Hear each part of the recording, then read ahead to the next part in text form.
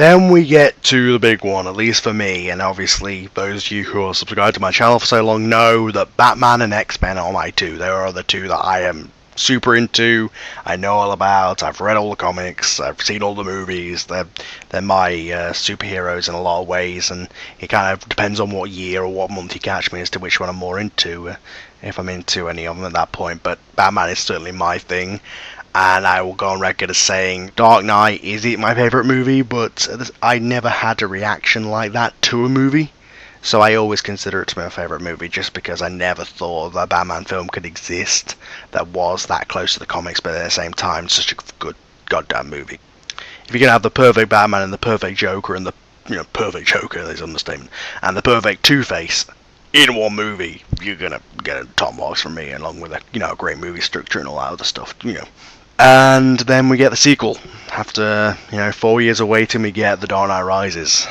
And okay, here's my problem with it. And I did enjoy the movie overall. I've seen it, multiple times now. I did really like it as a movie. I did really like, a lot of the stuff about it as a Batman fan and as a film, fan.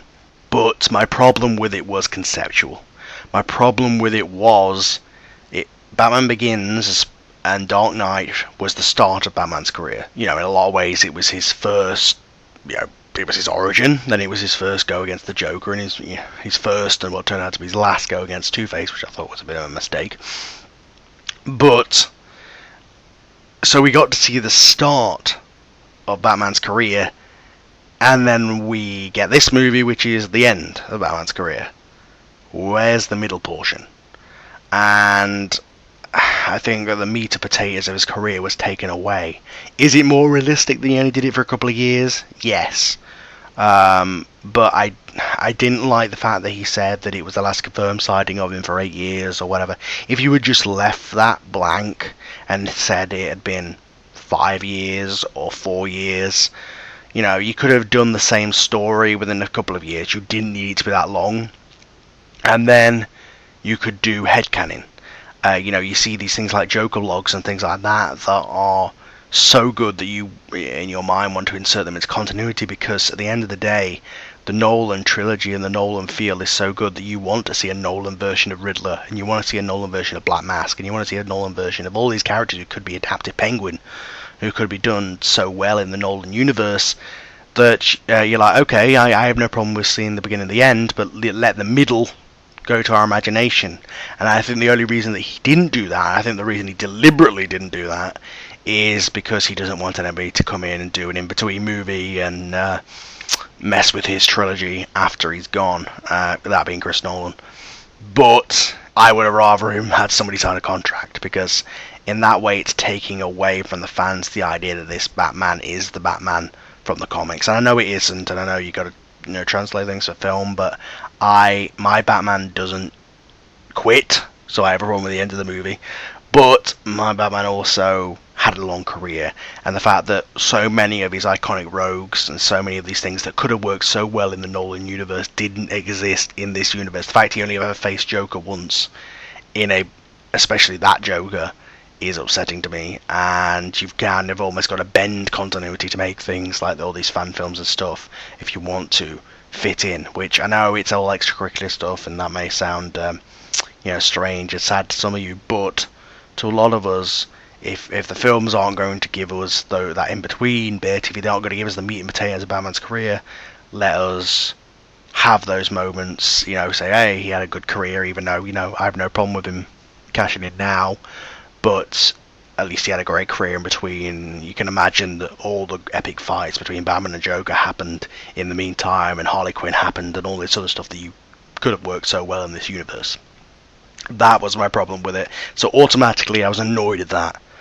I know they were trying to go for the Dark Knight Returns feel. The initial, the DKR, after all. I get that. That's what they were going for, but that concept annoyed me. But Catwoman was fantastic.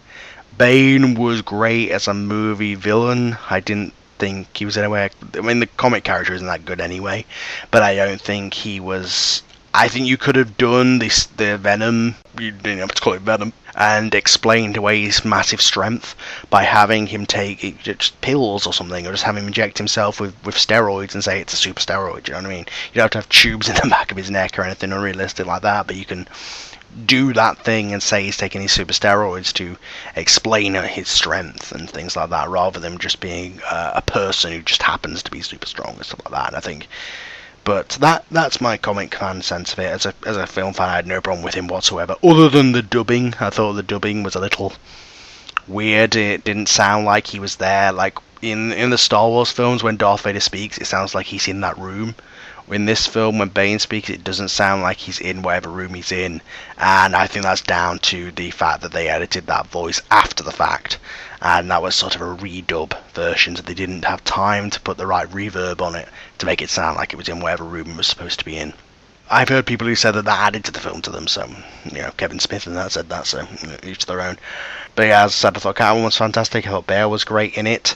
Didn't get enough Batman for my taste, but that's just me as the Batman superhero comic fan. I want to see more Batman in my Batman movie. And it was more concerned with the whole terrorist plot and things like that. I just think it was a bittersweet note for me that it was so somber. And after we came after that massive triumphant note that was The Dark Knight, it seemed like, well, you know, we're geared, but here we go with the new Batman universe. Oh, it's over. Oh, okay. And we really can't fit anything in between in our head even, because they've taken that away from us. So it's just like, well, this universe is over before it really began in a lot of people's minds, because this universe could have been such a great alternative to the regular DC continuity, and you could have seen all the different versions of things. I mean, I'm not expecting Nolan to stay on for 8 movies or anything, but you could have had, you know, Nolan on as a producer and have him choose his director and sort of say, okay, yeah, you're going along the right lines and that kind of thing. But as far as the movie itself, really enjoyed it. Although I do think it almost seems like this movie was the idea of it was written before Heath Ledger died.